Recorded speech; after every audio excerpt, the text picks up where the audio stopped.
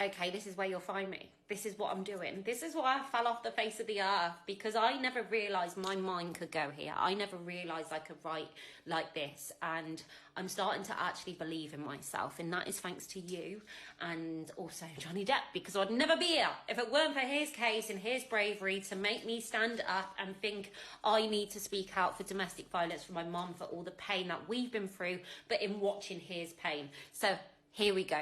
I have always said, and I'm at the part of the book where I'm writing about going into the woman's refuge, and I've always said, if you could tune that part of my life, it will be Cyndi Lauper's Girls Just Want to Have Fun.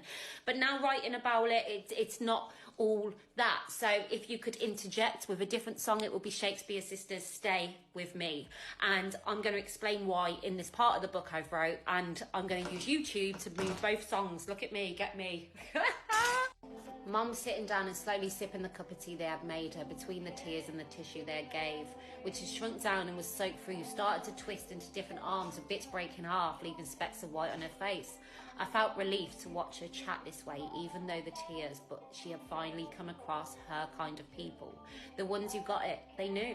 Live in the same silence, the same physical and mental pain, and the worst one, to be here at rock bottom, watching your kids in the same place, homeless with red swollen eyes and puffy faces, a barrage of fear and a sense of loss.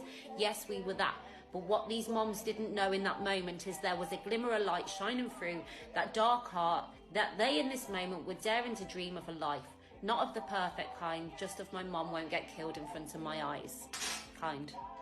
Looking around this giant yellow kitchen, bright lights on as there were windows, giant beautiful ones, another stunning feature of this once period home. But just outside was a giant courtyard, landlocked by tall buildings, no natural light making its way in, but more importantly, no abusers jumping over the back gate. Nobody could get it. It was locked up in full sight, but the biggest and well-kept secret we did ever see.